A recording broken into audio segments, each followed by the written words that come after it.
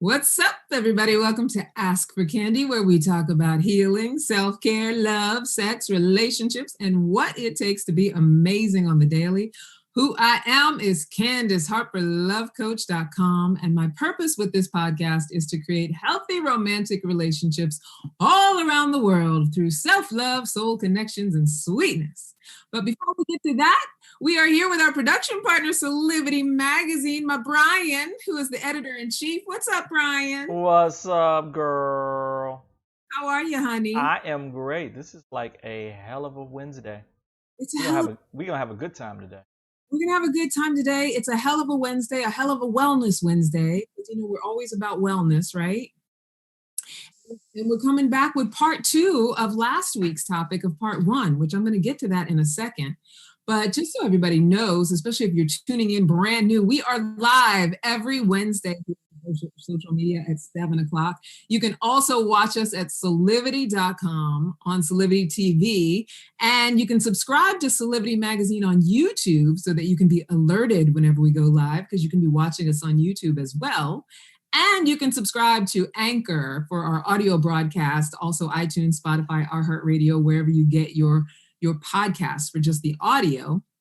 And you can email me at askforcandypodcast@gmail.com if you want to leave comments or ask questions. Sometimes you give me ideas for topics, all that good stuff. You know what, Brian? What's up? I gotta stop and say, I really feel a lot of excitement and gratitude around our venture. And we've been doing it for 9 weeks now? I know, it just seems like yesterday when we started up. It's crazy. Like, it's crazy. And I already feel like, we're in the groove of things. Yeah, and it's just gonna get better with time. Okay. We're musical, right? We're moving on in fall. We've now transitioned seasons, so you know that you've got good consistency going when you start transitioning seasons, right? Oh, right. I feel good absolutely. about it. So for anybody who's joining new, who's never been with us before, for almost 9 years, I have been a relationship coach, a workshop facilitator, and now a professional matchmaker with Talkify dating service. And so this is me living into my purpose, the purpose of loving myself unconditionally and inspiring others to do the same, using our romantic lives as a portal, an inspiration, a catalyst to our highest possible self. That's what we're all about here.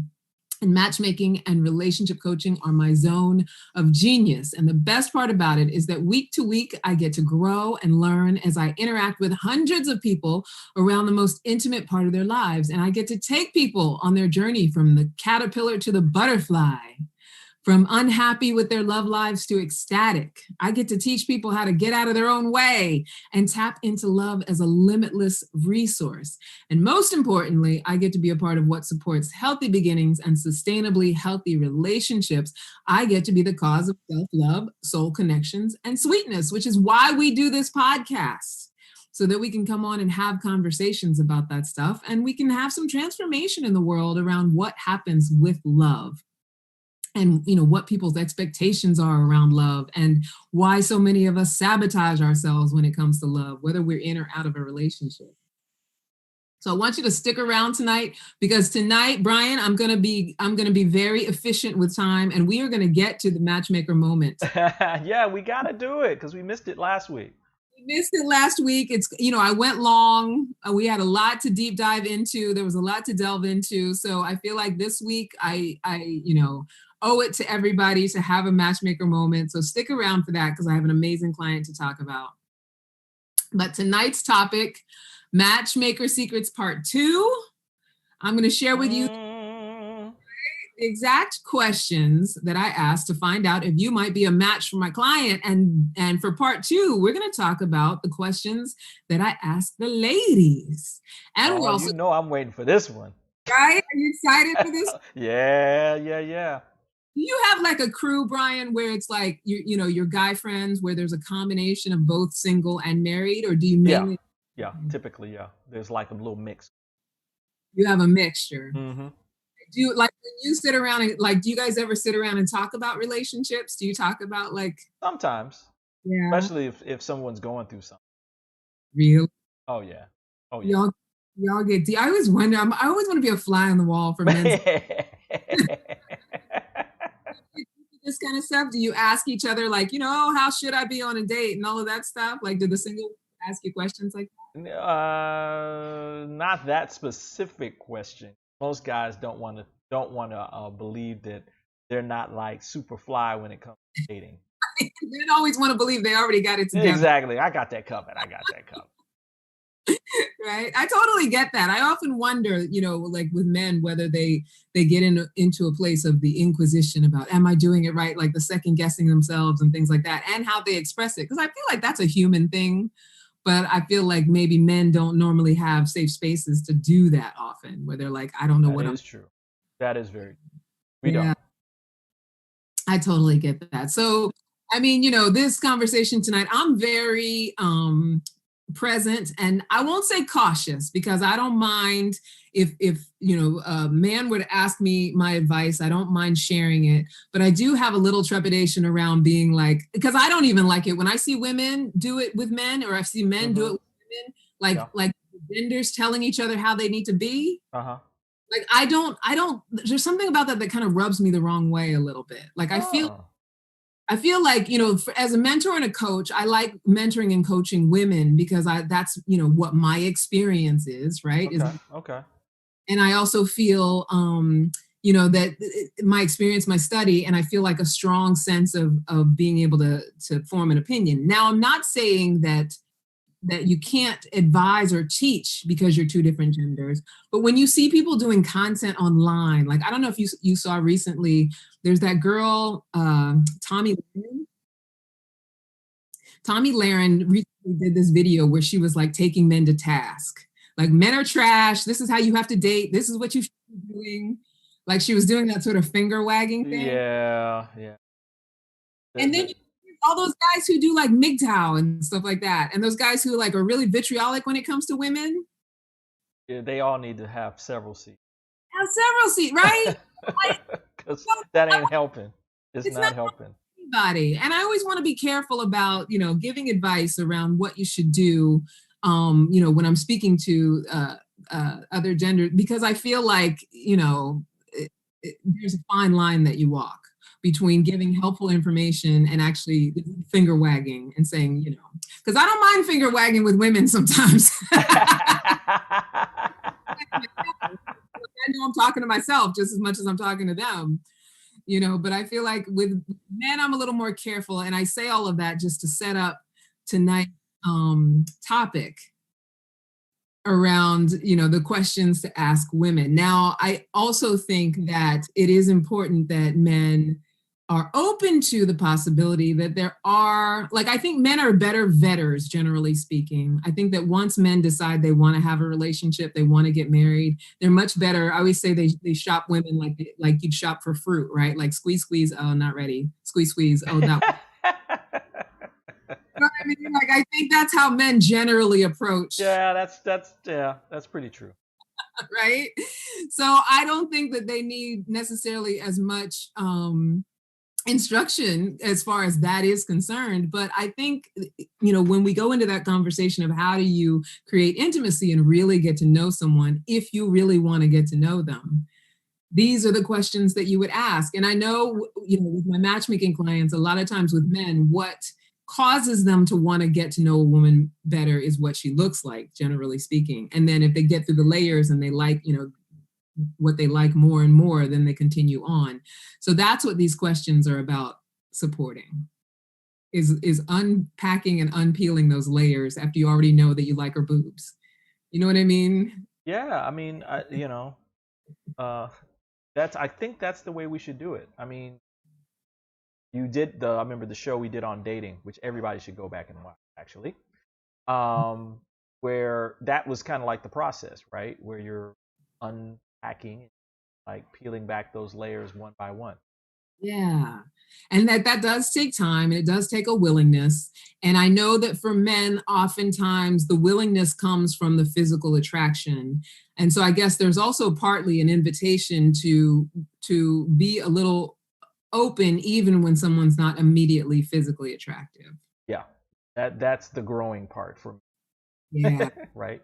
Yes. And that is always the invitation. And, I think women deal with that as well. But I think for men, I think more often women will look past and see, whereas with men, it's like, nope, I don't want to have sex with her. I don't need to get to know her any further. Right. Right. If I don't want to see her naked, that is true. I don't need to peel any other layers. That is true. Right. So there's that invitation too, to consider like how these questions might actually inspire wanting to see someone naked, because you get to see them from the inside out rather than the outside in. I don't know. I'm not telling you how to be. I'm just offering something for those of you who want to be in a relationship, want to be married, all that good stuff. So as I mentioned last week, but it bears repeating, I spend a lot of my days interviewing people to find out if they match for my people, my clients. I'm a mother hen. These are my charges. I feel very responsible for their experience in a lot of ways. And you might even say that I predate the people, right? So I mentioned last week that, I'm basically first dating all day long. That's kind of my job as a matchmaker. And it's a blast. I love it. There's zero pressure because my goal is to match them with someone else. I'm not worried about matching them with me. So, I get to really enjoy it and luxuriate in it and, savor it and have fun with it and just get to know people on a whole nother level. And so my idea here is, what if we actually allow ourselves to do that with dating, even though it does feel pressureful sometimes, even though it does feel there's expectation involved, even though we're there for a reason oftentimes. What if we allowed ourselves to just let it be juicy and full and fun without any expectation? And that's also what these questions require, because in the end we all want to be loved and accepted for exactly who we are, right? So Absolutely. Absolutely. that's what we want to foster. It's like, how do we get to that where we allow ourselves to just have fun and enjoy and love each other? I talked about that a lot last week as well. So those of you who listen regularly also know that I often talk about my matchmaker algorithm. So the algorithm is the 3 points I'm trying to get with each match is core values, lifestyle, and physical attraction. So that's what I'm looking to match up, because I know that if I can match those 3 things, at the very least, you'll have a semi good conversation. You'll be able to spend a level of quality time with each other if you allow it. So that's the second part of it. One thing that I find with my men is that, like I said, if they don't want to take off the person's clothes, they tend to not want to allow it. And with the women, if they don't think he doesn't make enough money, or they've made some other kind of value judgment in that way, they don't want to allow it. So this is about allowance. This is about, letting yourself go ahead and get into it and get to know a person, regardless of whether they're going to be that thing that you want them to be or not, because there's no way of knowing that until you get to know them. It's like a catch-22. It's like a paradigm wrapped in an enigma. Ooh, all right. So this week, I'm going to share with you the questions that I ask women when I'm screening them. They're slightly different than the questions that I ask men, and I'll tell you why. Regardless of gender preference or sexual orientation, there are certain things that are generally inherent in the way that men and women communicate. So different questions will invite different kinds of reactions depending on the gender. And, when I'm looking to find out about core values, lifestyle, and physical attraction, I know certain questions will get that out of men and certain other questions will get that out of women. So that's why there's a difference. There's no, disparity. It's not like a unequal thing. It's just, there's a different way that we think. It's a combination of our biology, how we're culturally conditioned, our perspectives based on what we experience in our bodies as our genders. So, for instance, what a man might hear as a joke, a woman might hear as an insult. What a woman might take as a kind compliment, a man might take as an invitation to get naked. Like we perceive things very differently because of our genders and our gender experience. So that's why there is a difference in the questions. So for those of you who are going to be like commenting or, inboxing me or DMing me talking about, it's misogynistic to have the questions be this and, whatever, like, you can go ahead and pass me with that, because that's the reason that I ask the different questions. We think differently, we perceive differently just based on what our experience is. And so, like, for instance, last week I shared that one of the questions that I ask men is, what is your relationship with money? So I also described how when asking a man that question, he will most often share answers that get to the heart of how he views himself as a man. Like, what is his relationship with himself? What does he value? Whether or not he feels like he's ready for a relationship, and most often, whether he truly loves himself. Like, you can ask a man a question like his relationship with money, and you can get all of that information. Don't you think so, Brian? Yeah, I think given the right circumstance, absolutely. Yeah, Yeah. I mean, again, I think it goes to what you were saying before. You got to, oh, Yeah. No, don't. can't go from 0 to 100. What's your bank account? Yeah. Yes, exactly. And that's the thing. The asking them about their relationship with money is not like, if you go to the bank account and how much and how much you make, how much you have, all that stuff, you're going to shut it down. Like you're going to completely shut it down. And, you know, for any man that's not looking to buy you or, you know, is not looking to be a sugar daddy, that's going to be very off-putting. And even if he is looking to be a sugar daddy, it's probably going to be off-putting. So you want that question to be about like, you know, how do you view it? What is your relationship? So that you can then get to know those things. But I say all of that to say, I don't ask women that, because what I'm looking for with that question is his emotional landscape with himself. Right. But if I were to say, what is your emotional landscape with yourself? It's most, What? yeah. What you talking about, Willis? Exactly. It's going to Yeah. Yeah. all directions while he's like working it out. Like, what do you mean? Right. Always, you know, I don't want to generalize, but for the most part, you know, if you ask a man that question, he's going to like really have to then think about it, because he's not walking around thinking about it like women do. We walk around thinking about stuff like that. So with women, I can simply ask, how do you describe your relationship with yourself? And I will get the entire trajectory of her self-perception and its evolution, because it's just how we're wired. Like, you know, you ask a woman how she feels about herself, and she can write you a book immediately, because for the most part, generally speaking, we walk around thinking about those sorts of things. So that's just an illustration of why the questions that I ask men are different than the questions that I ask women, but the ultimate goal is the same. The ultimate information that I'm trying to glean is the same, right? So I also illustrated last week how important it is to be able to set up a safety bubble with the people that I'm screening, and how to set up a conversational safety bubble with a man. So now, you know, we want to also have a safety bubble for a woman. And so just to recap, it's the same stuff. So like I said, as the matchmaker, I get to present it. I get to say, you know, I have a client, and, you know, I have a list of questions. There's no right or wrong answers. I get to say all of that stuff. So I set it up, and they know that they can say what they need to say. So just to recap how you create a safety bubble before we go into the questions. Leave your judgy perfectionist critic at home. And this I say to the men as well, because I think that men, even though you might judge different things, can be just as judgy and perfectionistic as women can be, especially when it comes to physical looks and things like that. So if you can leave that at home, I'm not saying go against your biology.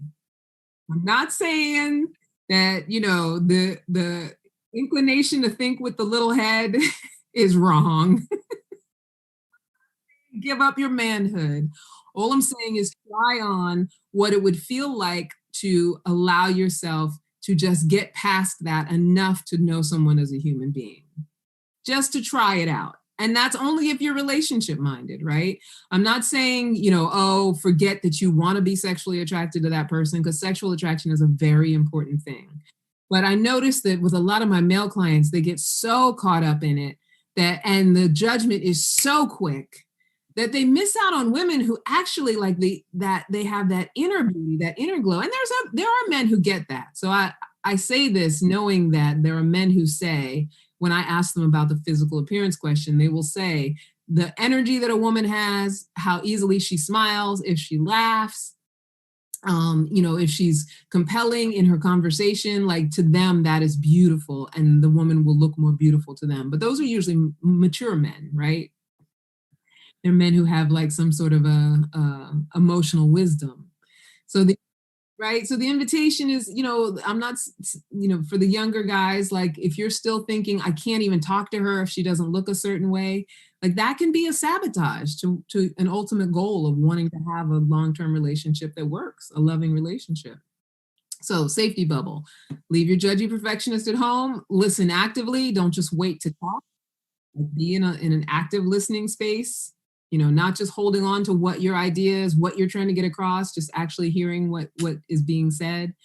Any inclination to emotionally attach too quickly. So men do this too. I think women a lot of times get accused of being, you know, psycho and crazy because it's like we get emotionally attached very quickly. But I think there's a certain contingent of men who, when they find a woman physically attractive, they tend to ignore a lot of the things that would indicate to them that's all she's coming with, because they get caught up in that physical attraction. And you know, those of you guys out there who've ever been in a relationship where you're like, how in the world did I get here? You know what I'm talking about. Brian, have you ever been in a relationship like that? I don't know what you're talking Where you're like, damn, she was so fine that first day. And then years later, you're like, what?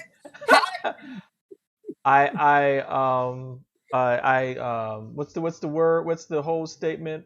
I cannot confirm nor deny the existence of that date. I got you. Like, your wife might be listening. She might be like, who is it? Who Oh was no, she was fine the next it? Yeah. and the day after, and just got more and more beautiful. Yeah, yes, of course. Of course. That's true with Sasha. That's the one you married. But, like you think about boyfriend girlfriend relationships.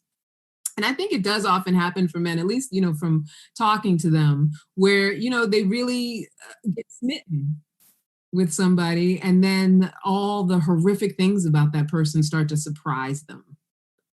And then the relationship ends up breaking down. But that's why the invitation is to try to like not instantly get so smitten by those outside things.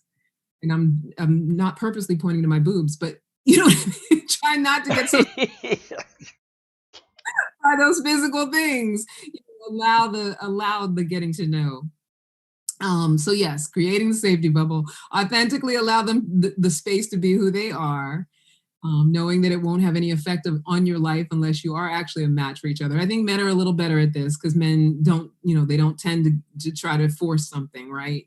So usually if they're on a date with somebody, even if they don't really like them that much, they're not looking to try to change them into anything. I think generally speaking, men are a little quicker to accept that somebody is who they are, whereas generally speaking, women will want to try to mold, change, affect them to be a little bit different.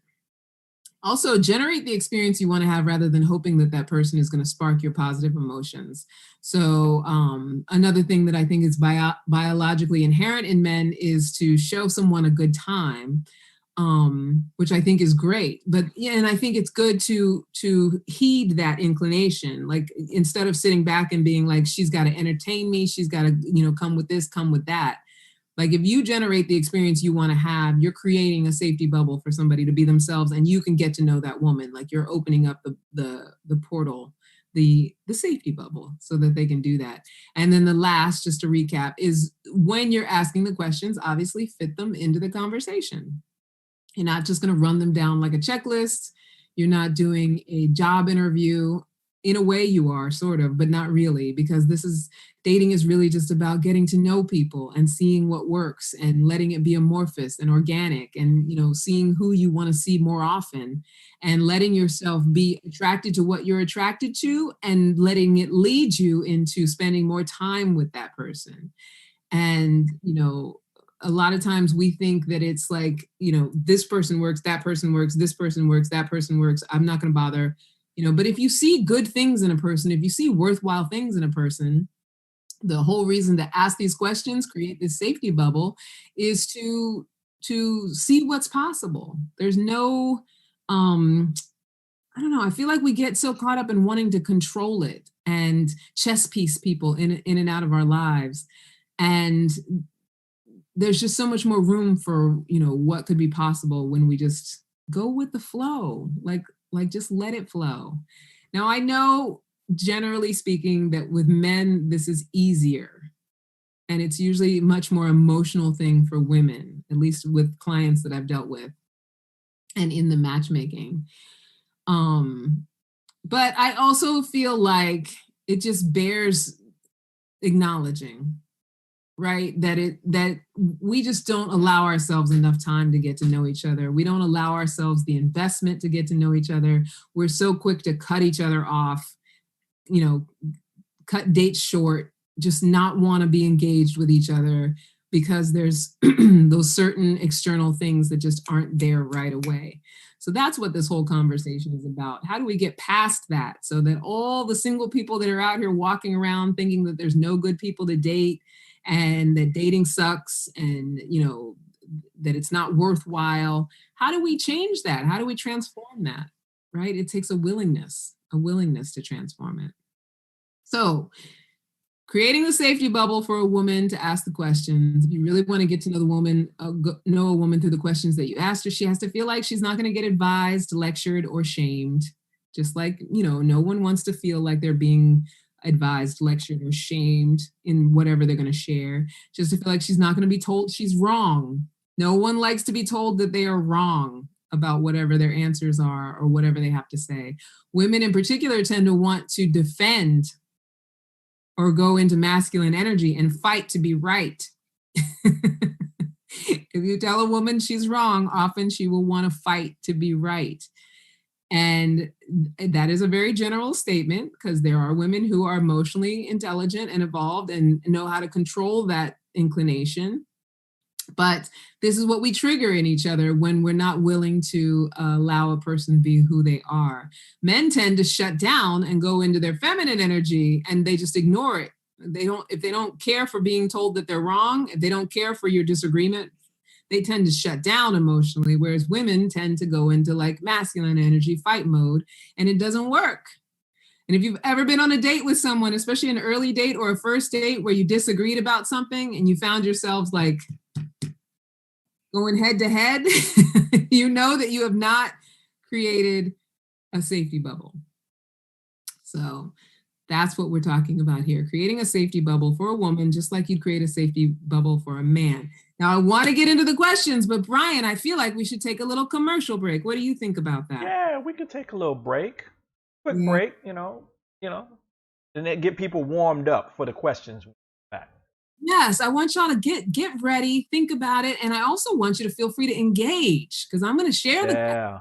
Maybe you have Yeah. some questions too that you asked that have been effective, where you've learned stuff about people, or Yeah. right? So they might have Yeah. thoughts on the questions, things like that. So we'll take a little break and come back and talk about what questions to ask the ladies if you really want to get to know who she is on a first date.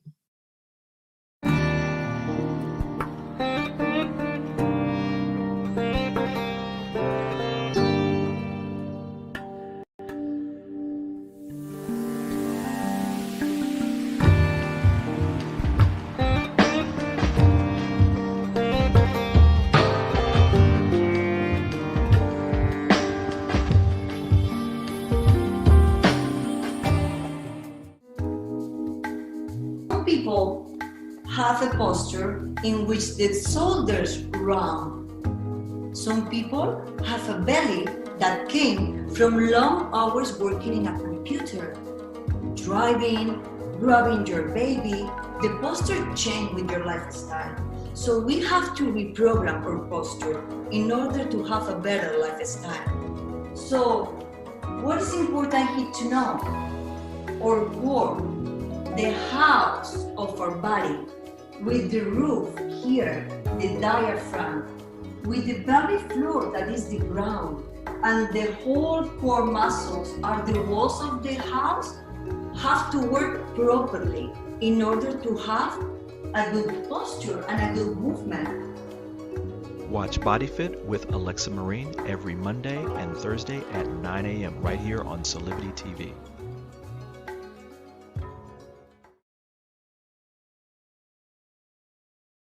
What's up, everybody? So we are talking about the questions to ask a woman if you want to get to know her better on a first date, a second date, a third date, wherever you choose. Matchmaker secrets. These are the questions that I actually use to screen women for my male clients or my women clients who date women. So these questions, like I said, I set them up. I create the matchmaker safety bubble. And right before the break, we talked about you setting up your own dating safety bubble so that you can ask these questions and ask them in a way that causes a person to want to be really sharing so you can kind of get to know who they are and what's really going on the inside, if that's what you're curious about. I always assume everybody wants a relationship, Brian, but I know that there are people out there who just want casual sex. Yes, this is true. There's many of them out there. Yes. And but I think though too that maybe that in part is like the prelude. I mean, because we only grow when we're in a relationship with someone that's more than like a one. It's just there. You have to, you know. Yeah. No, I mean, I agree with that. I think the growth can happen. The growth should be happening always. But yes, I agree as far as like, being in practice and allowing ourselves to be okay with wanting to be in a relationship and wanting to ultimately be committed, right? I was gonna say monogamous, but I know there's some people who are like, I guess polyamorous. Can you be monogamous and polyamorous? Is that monogamy if you're like committed to 3 people? I don't know if that is absolutely true or not. Right? Does that make it but I guess what I'm saying is that, it is okay to be a human being who ultimately wants to be committed, going through some sort of area, phase, journey in your life where commitment is not the priority. Yeah, I would agree with that. Yeah. And you should be open and honest about it. Exactly. As long as you're approaching it with openness and honesty. And I want to give a nod to those people because specifically these questions that I'm talking about are about creating real intimacy, real emotional intimacy with someone. So, if you're someone who's just out there dating casually and you're not ready to think about the long game of being committed to someone, these questions could get you in trouble. Because you ask these questions and then a person, especially if they share themselves authentically, they foster connection. They foster a bond with that person. Yeah, this ain't no tricking now. Exactly. And so all the people, even like when I'm screening for matchmaking, like I've made so many friends. I've bonded with so many people that I screen. Because of the number of people that I screen, it would be impossible for me to have close relationships with all of them. But I can't think of a single one where I didn't feel like there wasn't some level of momentary human bonding because there was that intimacy being shared, like that talking about oneself and having someone else hear and accept it. So I say all of that to say, for those of you who are not commitment minded and not quite ready to go there, these questions might be a little too hot to handle. Uh-oh. Right? They may not. But keep on watching. Yes, but keep on watching.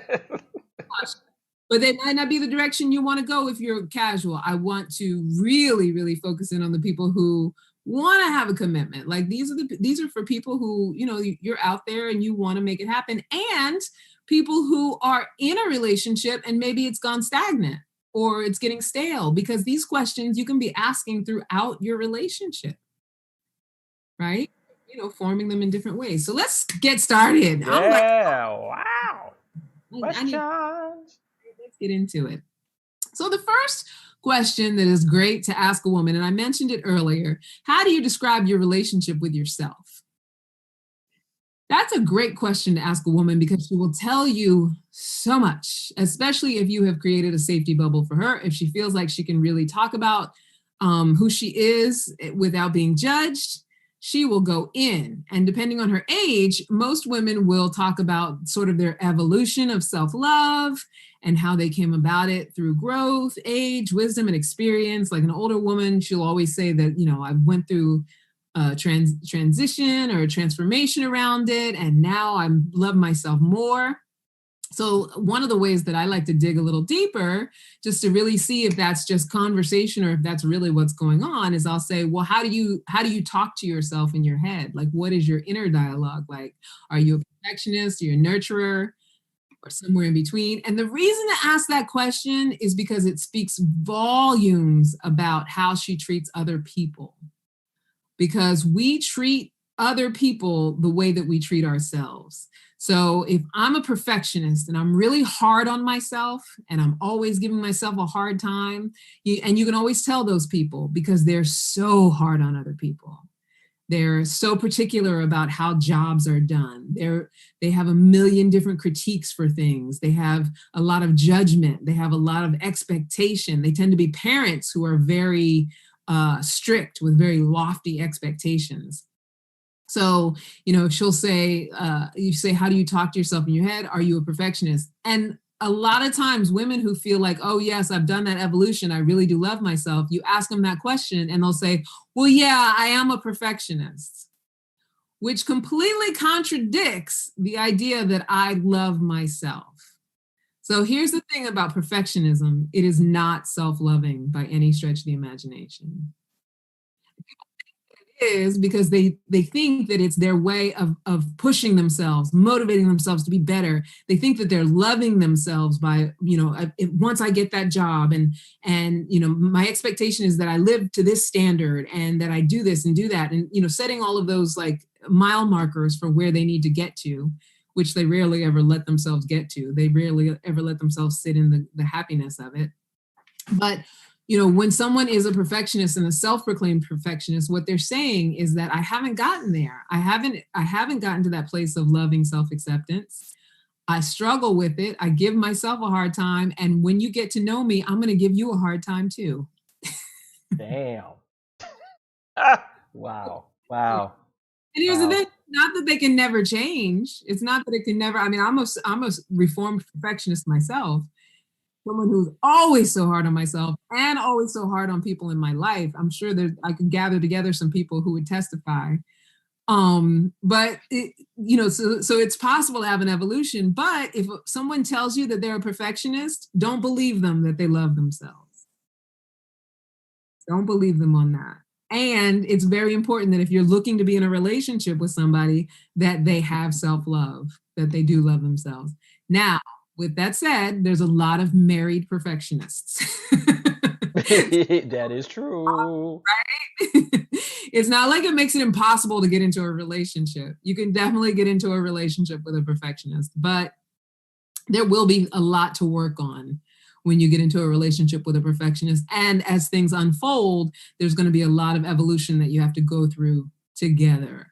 So ideally, you would want them to say, I'm a nurturer with myself. I forgive myself. I love myself. I let myself make mistakes. And even though I have, certain things that I want to achieve, I'm very loving about the journey and how long it's going to take to get there.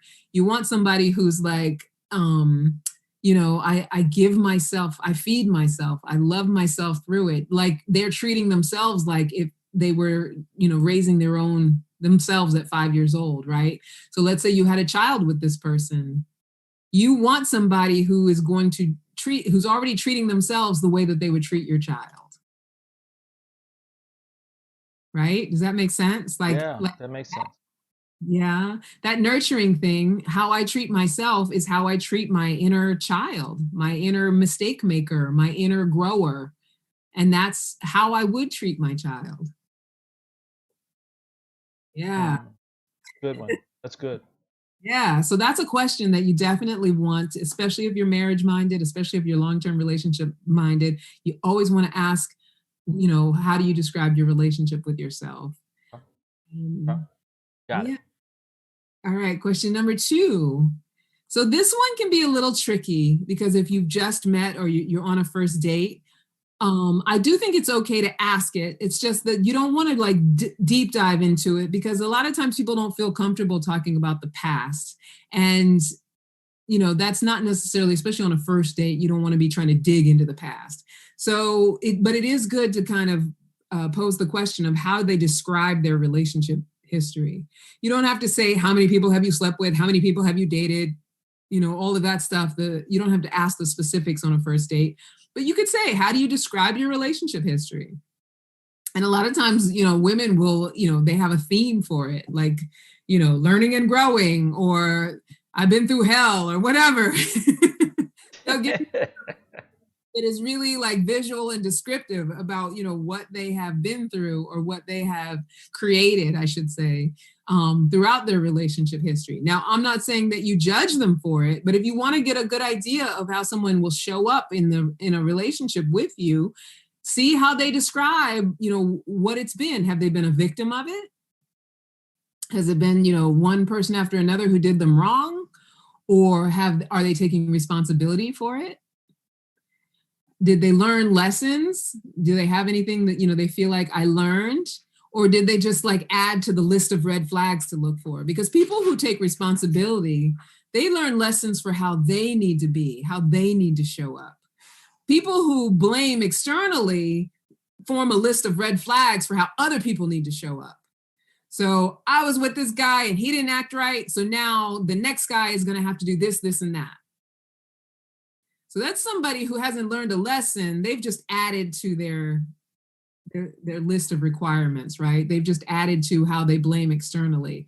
Someone who's learned a lesson is like, okay, so I was in this relationship, who was I being to have attracted it, and how did I engage in it to have it be what it is, and how can I be different so I can attract something different, generate something different, and have a different experience. Does that make sense? Absolutely. I love that. You love that one? I think that's important for both genders, to be able to take that kind of responsibility. But I think that when you ask women the question about their relationship history, because we are such natural, wanting to talk about and share, it's just a very quick way to see whether she's in a space where she's willing to take responsibility for her experience. And yeah, especially if you preface it by saying, look, I'm not looking for like deep specifics, just, generally how, what's your relationship? Yeah, totally. What's your overview? What's your flora and fauna? You don't have to tell me, like you said, not the deep specifics. I don't need to know, how many dicks you suck or anything like that. Right? Like men are dogs. That's my relationship history. They're dogs, all of them. Right? Exactly. So what are we on? Number 3, what does your ideal love life look like? So with this question, what's great about this is because a lot of times women don't give themselves the room to get clear and creative about this. So you're either going to get a lot of hesitation. I'm not sure. I haven't completely figured it out, which is not a bad thing. It's not something to judge or make wrong. It's just, maybe she hasn't really gotten clear on it. And it's just an indication of where she is on her journey as far as commitment is concerned. But we are also often so sure about what we don't want. And so when I ask the question, it's giving them an opportunity to get kind of creative and dreamy about what they do want. And I always encourage them to say, talk about what you do want, right? What it is that you're envisioning. So when you do that and you allow that safety bubble and a woman gets to share with you in that way, you get to see if you're kind of on the same page as far as your future visions. You get to see how attached she is to, whether somebody is or isn't the soulmate, or whether she actually just is dreaming a big picture, dreaming a big vision, being creative, being in her feminine energy around it, flowing around it. And you get to see if you align with it. Do you hear yourself in it? Sometimes I'll read the descriptions that clients put in their profile to someone I'm screening and say, do you hear yourself in this? Right? So if you ask her that question, what does your ideal love life look like? If you hear yourself in what she describes, and that's a pretty good sign. Right? Like it a lot. Yeah. So yeah, and it also helps to understand like the lifestyle alignment thing. Like I said, core values and lifestyle. It helps you to understand if that alignment is there when you ask someone to create the vision. And then this next one is actually was one of the questions for men as well. But this is a good one to ask women, because then you get to really get a sense of what she finds important. So I sent a couple daters out last night, and the guy was my client, or is my client. And, his thing was that he didn't get a sense that she was empathetic. And so, I'm thinking that he might have asked a similar question, but, if you want to get a sense of whether a woman is empathetic or loving, or, you want to ask her about what she loves. So what are you passionate about? You want to ask her about the things that she says she cares about, and sort of how she frames those things. Like if she's got a couple kids and she's like, them damn kids, get on my, and I'm just not saying she doesn't love her kids. I'm not saying that, but then you get an idea of how she shows up for who she loves, right? Who she is when it comes to who she loves, and how she expresses her caring about things. So you say, what are you passionate about? Not unlike when I ask men, this question is good for squeezing out more core value stuff. It's an invitation into feminine energy for women. The way a person talks about the things that they love is very revealing. Especially if you're someone who wants to one day be a thing that she loves. So if you're talking to a woman that you're very attracted to externally, or there's other things that she's shown that you're very attracted to, asking her what she's passionate about, you get to get a sense of who she is when she feels love for something.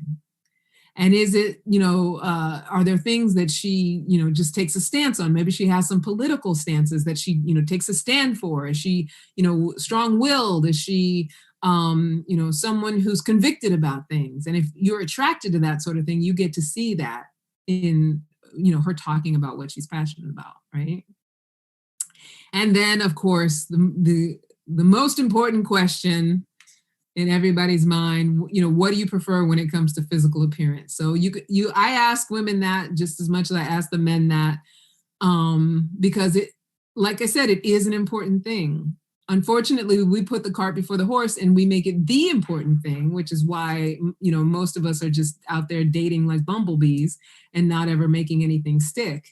But yes, you should ask a woman what she prefers when it comes to physical appearance.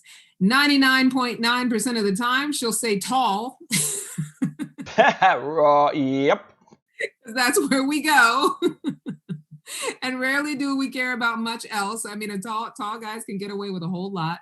And about, I would say 60% say, fit, slender, or they'll take a dad bod over obesity. But for the most part, although women, I think we enjoy good looking men, we're often afraid to rule out anyone, for fear of missing out on anyone. But if you're a guy who, wants to have a woman be attracted to you, ask her what she's attracted to. See if she describes, she might get real flirtatious and describe you for you. So, it's a nice question to ask just to see what she'll say. And she might even say she doesn't care about that sort of thing, that she wants to get to know, a person for who they are. And that happens a lot. They'll say that and then they go for the physical, but on a date, you'll have a different experience, because if you're asking that question, you get to open it up to, understanding what is her physical thing. And then the last one, politics and religion. Just like when I ask the men, the younger the person is, the more they're going to want to be right about whatever it is that they believe or espouse to when it comes to politics and religion. And they always say, in polite company, you don't talk about politics and religion. I don't necessarily think that that's true when it comes to dating, not because you should negate anybody because of difference in political opinions. And we talked about this last week as well. But when you ask this question, you don't necessarily have to ask the specifics about what they believe. It's just ask them if they have any hot button issues when it comes to politics and religion. You might be dating someone who is like a super devout Christian or a super fundamental Orthodox Jew or something like, which I guess you'll know based on the clothes, but somebody who really is steeped in their beliefs. And if you're not aligned with that, that's stuff that you want to know early, not so you can judge them, but you can, figure out if that's going to be workable or not, or how they view religion. Are they going to be expecting someone that they're with to go to church every Sunday? And you normally are scratching your butt and watching sports on Sundays, like, and that's not the judge, it's just a difference in lifestyle, right? So it is okay to kind of ask the question, do you have any strong beliefs, especially in these polarizing times when it comes to politics? Do you have any strong beliefs when it comes to religion? Did you ever do that, Brian? Like with Sasha, when you guys were first going out and stuff like that, did you have conversations around politics or religion early on? Did that ever come up? Actually, when we first met, we spent about 2 weeks, or maybe even 3, just emailing each other. And we talked, we asked each other a lot of these questions. Did you? Through email, yeah. And we both agreed that nothing was off the table. Yeah. And yeah. Emailing is its own safety bubble too, right? Like, absolutely.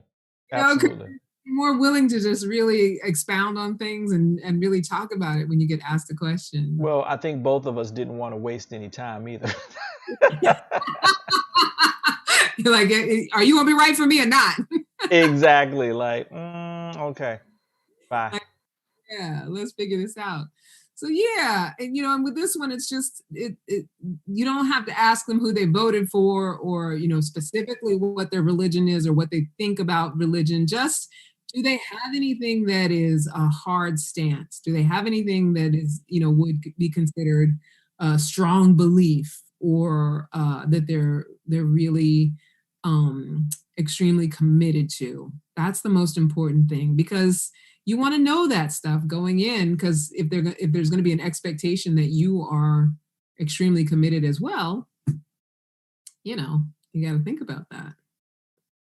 I love that you and Sasha did that. And were you like, as you were going through that process, were you like delightfully learning that you were aligned in a way? Yeah, absolutely. I think that was the most shocking thing. And that when we met each other was just like icing on the cake, because we both found each other attractive, and that was like, and we had done all the work. We had done like the heavy lifting before then. So we could just get to know each other even more after that. I think that makes my heart swell, because I love that sort of thing. And yes, y'all are both cute, so it doesn't surprise me. That's the secret sauce, like that willingness to, and whether it's digitally or face to face or whatever, it's just that willingness to just have those conversations to get to that point where and here's the thing, y'all are both cute, but I think probably because you had that, and you can tell me if I'm wrong, that basis of some conversation back and forth, there was also maybe a built-in sense of like, this person is already attractive to me on a level. And then if they're physically attractive as well, it's just going to push it over the top. Oh, yeah. Yeah. I mean, we knew generally how we looked because we had exchanged, you saw photos, stuff like that. But, it was like, okay, if this person looks as good as they do in the pictures, it's on and popping. Now, if they were 50 years older or something like that, or 50 pounds heavier, then it might be a little problem. But it was good. It worked out. It was wonderful. Yeah.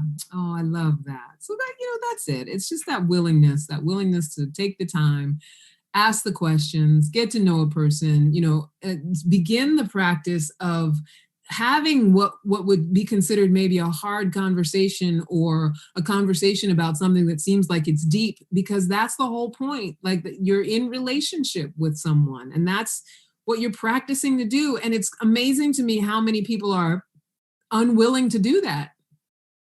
And I think that's why there's so many people that are not just yes, there's so many people that are single, and like I said, single is not a pejorative, but single and unhappy. If you're single and unsatisfied and hating dating, and feeling like it's a process that you don't want to have to deal with, you don't want to have to go through in order to be in a relationship, then you're missing the point of all of it, because it's all just practice for the long game. It's all just preparation for allowing intimacy and getting to know a person, and being able to have conversations that wouldn't necessarily be easy to have with a stranger, being able to just talk about that deep stuff, and being willing to deep dive with a person, ask them real questions that really cause connection. And it can be scary because there's a lot of vulnerability involved in it, especially if you're someone who has a lot of judgment around your own past, and whether you've healed your past. I always say, with my coaching program, I say, heal your past, love yourself, and start your love life over from a clean slate. So, a regular practice of that makes dating a lot easier, because as you're healing more and more, as you're loving yourself more and more, you're more willing to share yourself. And the more you're willing to just clean the slate from whatever happened in the past, whatever you've been through, whatever conditioning and all of that stuff, the more willing we are to just engage in the moment and see where it can go. Don't you agree, Brian? Yeah, absolutely. I mean, I think that's a great way to look at it. Practice. It's practice. So that's part 2, queries to ask women on early dates. Remember to create the safety bubble and just enjoy the process of getting to know people. And just because someone doesn't immediately seem like a soulmate, it doesn't mean that you can't enjoy getting to know them. And like I said, practice, practice, practice. The more adept we become at dating, the closer we get to being relationship ready. Find your flow, people. Just find your flow. Enjoy each other. So let's do a matchmaker moment. You want to do a matchmaker moment, Brian?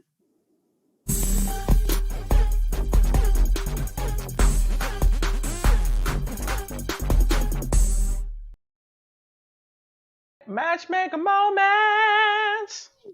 So tonight's client profile is a beautiful 44-year-old marketing exec with a lithe yoga body, very self-aware and feminine. She's looking for a partner who wants to have outdoor adventures. She wants a weekend warrior type, like somebody who wants to get out there and paddleboard and whitewater raft and yeah, she wants to get out there and active and adventurous. She wants someone whose time is flexible and has a financially free mindset. And the reason I put that like that is that, financially free mindset is not necessarily about the amount of money that you have in the bank. It's about, where you put your money, how you view money, like we talked about, what your relationship is with money. And, if you value a weekend warrior kind of life, that's probably where you're putting your discretionary income.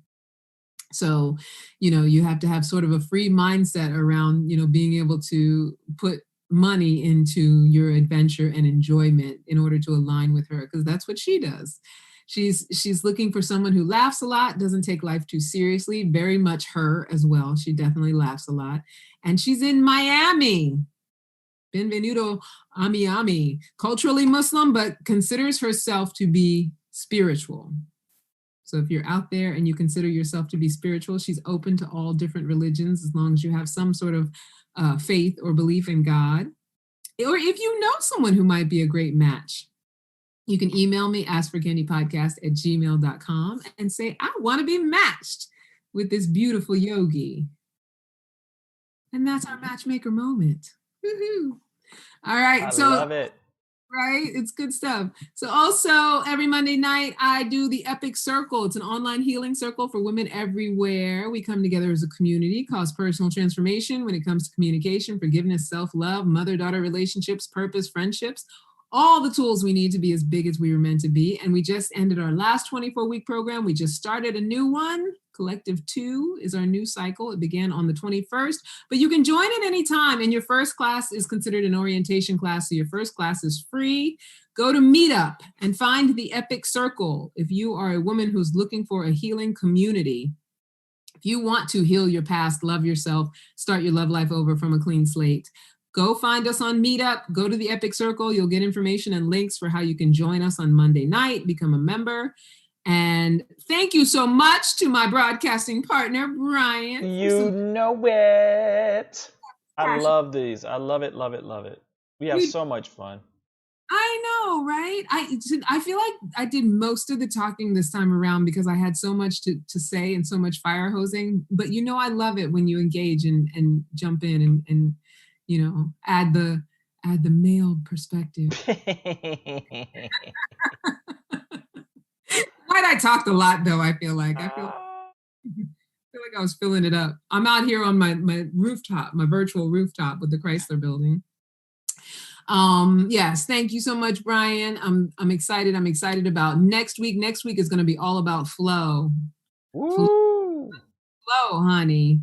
And I'm not going to go into the details of that because there's a lot around that, the flow. We're going to even be talking about bodily functions, which I know, but we're talking about flow next week. Oh, I love it. Hustle and flow.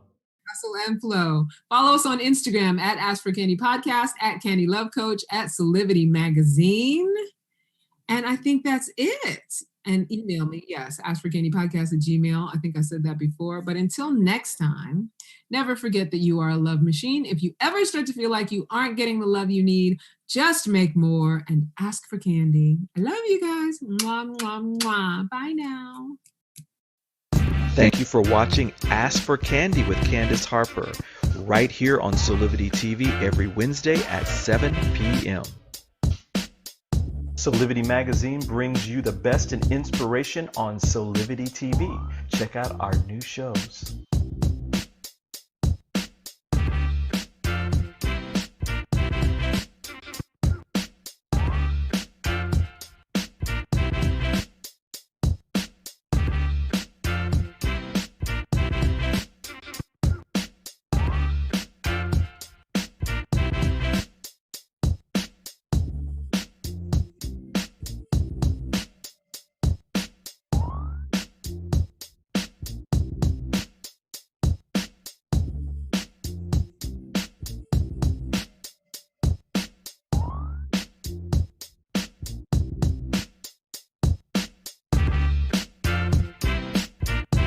Mark your calendars for Solivity Magazine shows by going to solivity.com now.